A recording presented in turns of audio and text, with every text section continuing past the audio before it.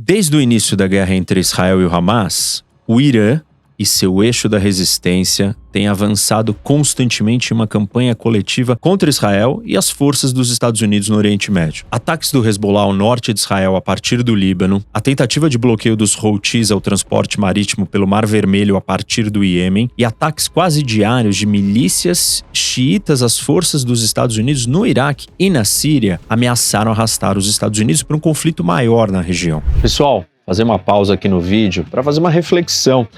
Vocês devem ter feito as suas resoluções do ano novo, né? Quando muda o ano, a gente faz essa reflexão do que sai, o que continua. E eu quero dividir aqui com vocês que o que continua comigo são as camisetas da Insider. A Tech T-Shirt, que é essa camiseta que eu estou usando, que vocês já sabem, mas eu vou contar de novo que são todos os atributos, as qualidades da camiseta, que é fantástica, né?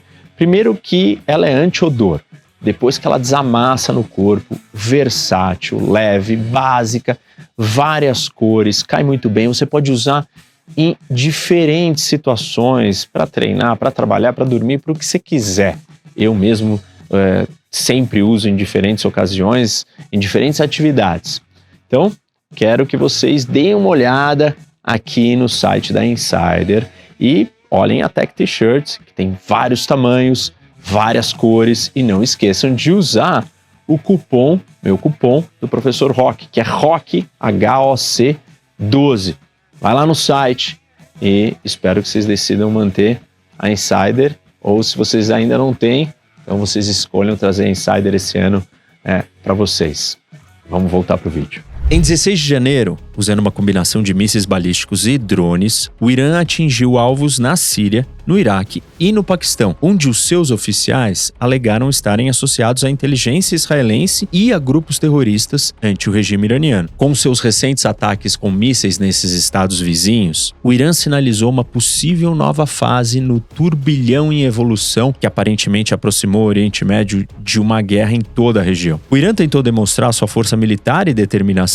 No entanto, também revelou algo mais: a sua fraqueza inerente e as suas limitações estratégicas. Os mísseis foram lançados em resposta aos ataques suicidas na cidade iraniana de Kerman, que aconteceram em janeiro desse ano e que mataram pelo menos 84 iranianos. O míssil atingiu uma multidão no aniversário da morte do general Qassem Soleimani, da Guarda Revolucionária Iraniana, morto em um ataque de drone dos Estados Unidos 4 anos antes. Embora o grupo terrorista Estado Islâmico tenha assumido a responsabilidade por essa carnificina no Irã, os oficiais iranianos também culparam Israel e os Estados Unidos. Em resposta ao ataque terrorista do Estado Islâmico, o Irã lançou uma chuva de mísseis e drones que atingiram edifícios no noroeste da Síria. Além disso, o Irã também destruiu uma vila de um proeminente empresário curdo em Erbil, no Iraque, cujos oficiais iranianos insinuaram ser um ativo israelense. E, por fim, o Irã atingiu a casa de uma família Baluch na cidade paquistanesa rural de Qol-e-Sabz, que oficiais iranianos alegaram estar ligada ao grupo terrorista anti-Irã Jaish al-Ad. As ações exibiram as capacidades de mísseis refinadas do Irã e destacaram que Teherã poderia violar a soberania dos estados vizinhos à vontade e livre de consequências significativas. Embora não tenha sido confirmado nos ataques na Síria, que atingiram uma área controlada por rebeldes, oficiais iraquianos e paquistaneses relataram que os ataques em seus países atingiram casas de família e mataram pelo menos 6 civis inocentes, incluindo 2 meninas jovens e um bebê. Para os líderes do Irã, as vítimas importavam menos do que o efeito demonstrativo do ato. A escolha de retaliação do Irã foi projetada para enviar uma mensagem clara para os seus inimigos, Israel e os Estados Unidos em particular. Qualquer agressão contra o Irã será recebida com retaliação rápida e severa. Uma disposição para responder aos seus inimigos através de ataques com mísseis contra estados vizinhos é algo que o Irã tem mostrado constantemente. Em 2019, ele atacou instalações petrolíferas da Arábia Saudita com mísseis de cruzeiro e drones, em retaliação pelo apoio saudita a pressão da administração Trump sobre o Irã. Em 2022, em resposta a uma série de ataques de sabotagem dentro do Irã ligados a Israel, a Guarda Revolucionária lançou um míssil que destruiu um complexo curdo em Erbil, a mesma cidade que foi alvo de ataques esse ano pelo Irã. Esse complexo, na época, em 22, os oficiais iranianos alegaram ter sido usado pelo Mossad para planejar operações dentro do Irã. Mais provocativamente, o Irã respondeu ao assassinato de Soleimani com um ataque de mísseis contra forças dos Estados Unidos estacionadas na base aérea de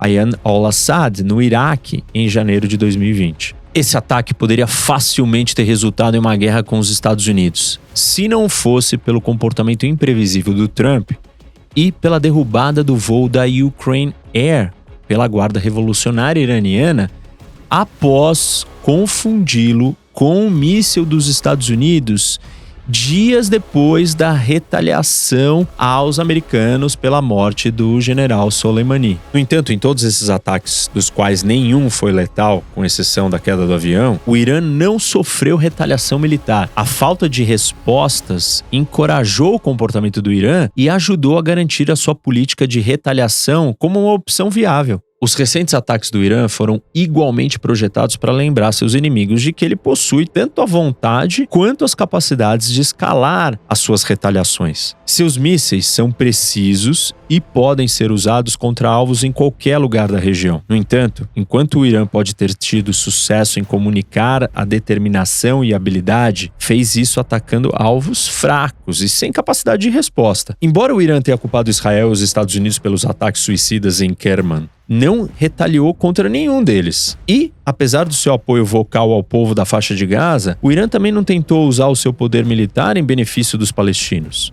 Em vez disso, o Irã disparou mísseis balísticos contra casas isoladas de famílias e alvos não militares em estados fracos. O Irã escolheu ações contra países que ele calculou que não iriam impor consequências significativas ou gerar uma escalada séria. O governo da Síria não reconheceu o ataque do Irã e, como os mísseis caíram em território rebelde, provavelmente apoiou o esforço. O governo do Iraque, que é controlado por políticos próximos ao Irã, ficou constrangido e perturbado pelas ações do vizinho, Irã, e se moveu para tomar medidas modestas, chamando de volta o seu embaixador e emitindo uma nota diplomática em protesto. No entanto, devido à influência desproporcional do Irã entre as milícias xiitas, fortemente armadas no Iraque e dentro da oficialidade iraquiana, Bagdá não estava em posição de fazer muito mais. O Paquistão foi o único estado em posição real de responder à agressão do Irã com algo além de palavras. Além dele retirar o seu embaixador de Teherã e barrar o enviado do Irã do país, o exército paquistanês prontamente lançou um ataque aéreo contra dissidentes baluches dentro do território iraniano.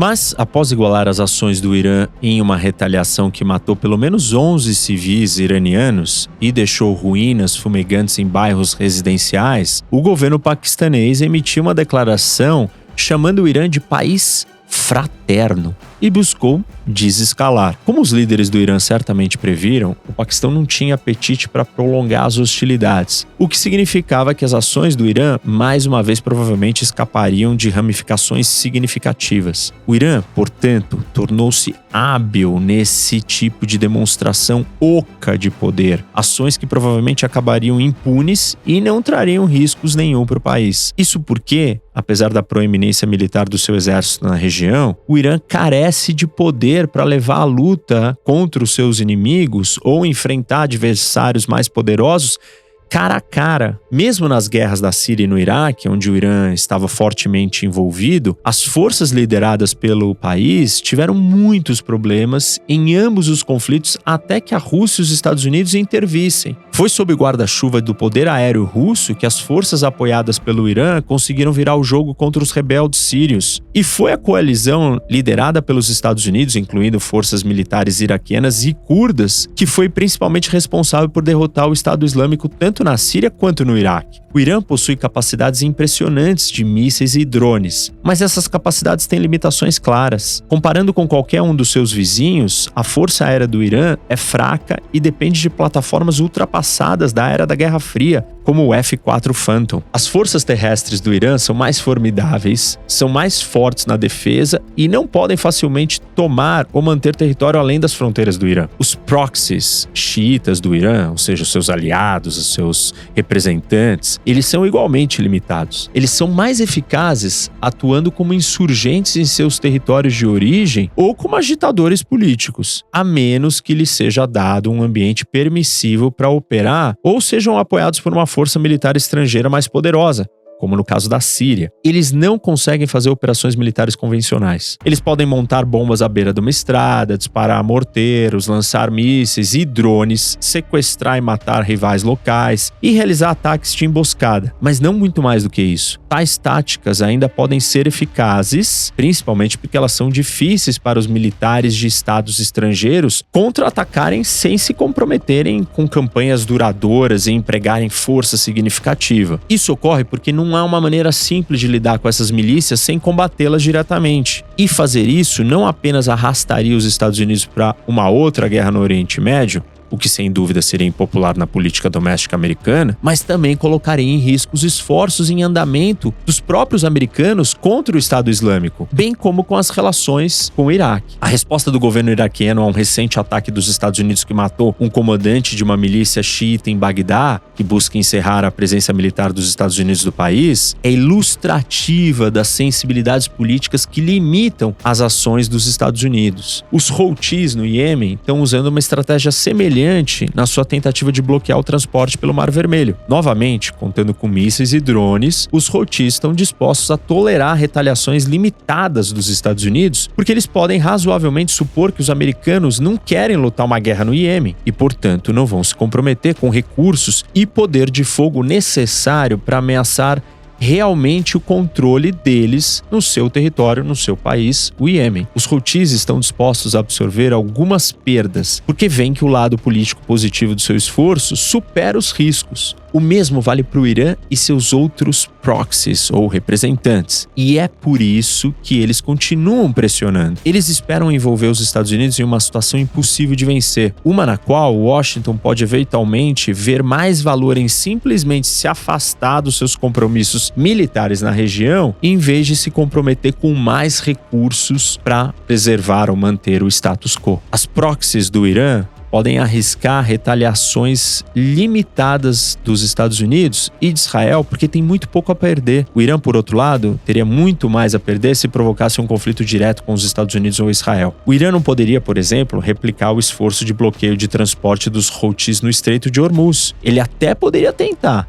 mas o risco de provocar uma escalada direta com os Estados Unidos, além da tensão que colocaria nas relações com a China e os seus vizinhos, representaria um risco enorme. Buscar reduzir o risco é o motivo pelo qual o Irã terceiriza grande parte da violência para seus proxies. E por isso eles assumiram a liderança na ação militar contra os adversários estrangeiros durante a crise atual. Canalizar suas atividades estratégicas através de proxies mantém a luta longe da porta do Irã e permite que outros absorvam os custos. No contexto atual, à medida que o Irã e seus proxies tentam se afirmar como a principal força contrária a Israel e os Estados Unidos, eles têm poucas cartas para jogar. Isso é especialmente verdadeiro em termos de ação militar, onde eles estão principalmente limitados a ataques de longa distância. Eles podem atirar em alvos de longe e usar a ameaça de tais ataques como coerção com vizinhos e inimigos, mas eles não podem fazer muito mais do que isso. Eles não podem levar a sua guerra a Israel ou libertar a Palestina pela força, por exemplo. Em vez disso, eles estão limitados a realizar atos provocativos em uma tentativa de moldar o ambiente político. Para o Irã, tais atos sinalizam tanto o que ele pode fazer, quanto os limites do que está disposto a fazer pela sua causa.